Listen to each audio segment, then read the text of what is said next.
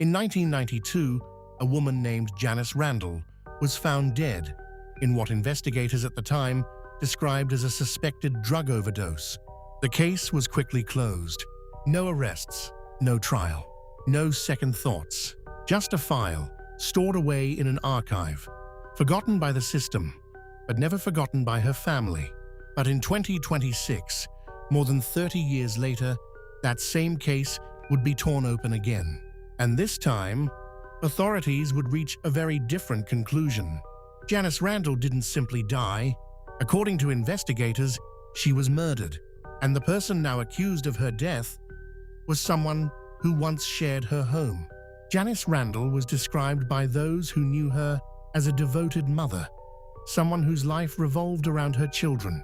She lived a relatively private life in the United States, far from public attention, raising her family while navigating personal challenges that over time would later become central to questions about her death. In 1992, that life came to a sudden and tragic end. She was found unresponsive, and early responders suspected a possible overdose. At the time, drug-related deaths were often treated through a narrow investigative lens, especially when no immediate signs of external trauma were visible. Within a short period, the case was classified as a suspected accidental overdose. And just like that, the investigation slowed, then stopped entirely. In the early stages, investigators reportedly focused on toxicology and scene assessment.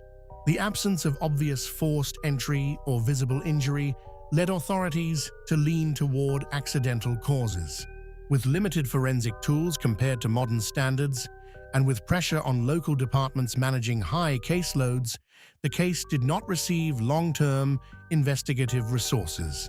No charges were filed, no further forensic review was conducted, and Janice Randle's death was officially closed as non-criminal. But closure on paper does not always mean closure in truth, because even in those early days, not everything about the case sat right with those closest to her. For Janice Randle's daughters, the explanation never fully made sense. They remember inconsistencies, details that didn't align with the narrative of an accidental overdose, things that felt unresolved, questions that were never properly answered. Why were certain circumstances at the scene not thoroughly explained? Why did the investigation feel so quick to conclude? And most importantly, why did it feel like no one wanted to look deeper? At the time, they were young. Their voices carried little weight against official conclusions and closed files. But doubt, once planted, does not disappear. It grows, and for decades, it quietly followed them. What makes this case stand out is not just what happened in 1992, but what happened after. While the world moved on, Janice Randle's daughters did not.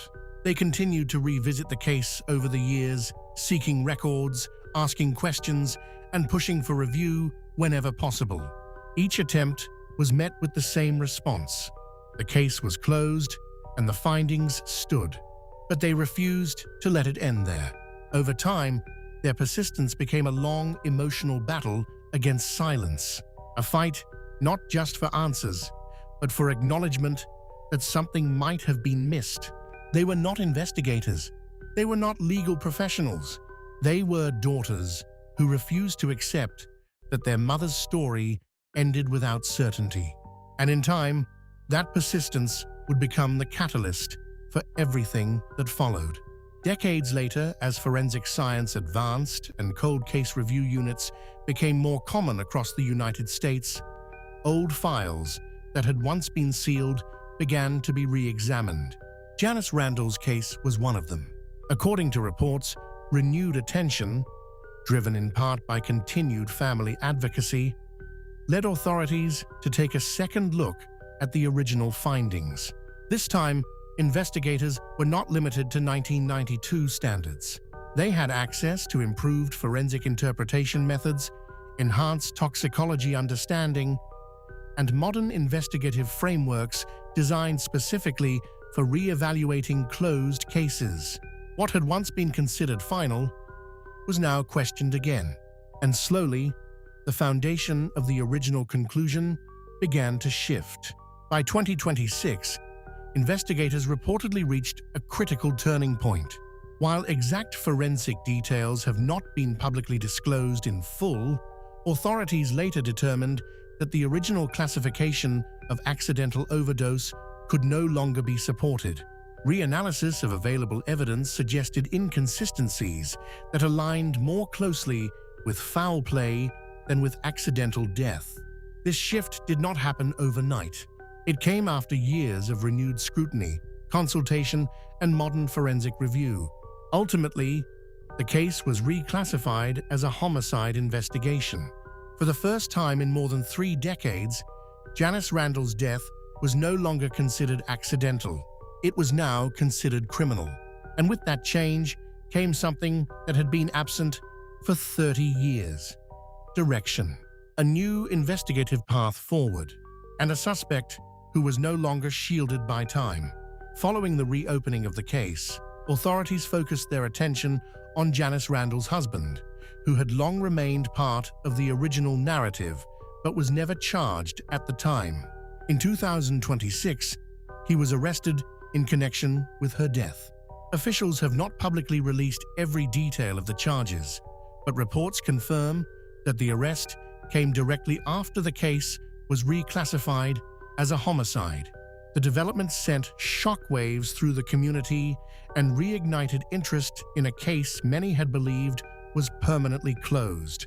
For legal observers, the arrest also underscored a growing reality in modern justice systems, that cold cases are no longer truly cold. With advancing forensic science and renewed investigative frameworks, time is no longer a shield against accountability. For Janice Randle's family, particularly her daughters, the arrest represented something they had been fighting toward for most of their lives. Not just justice, but validation. Validation that their questions were not imagined, that their doubts were not irrational. And that persistence, even across decades, can still matter. Public reaction to the case highlighted a broader conversation about cold case investigations across the United States. Many began to question how many other cases, once dismissed too quickly, might deserve a second look.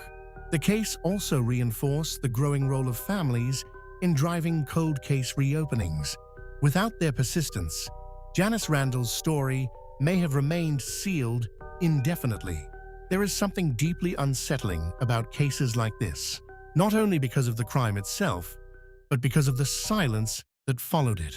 For over 30 years, Janice Randle's death was understood as something it was not, a conclusion written too soon, a file closed too quickly, and yet time did not erase the truth. It delayed it, and when the truth finally returned, it carried with it the weight of everything lost in between.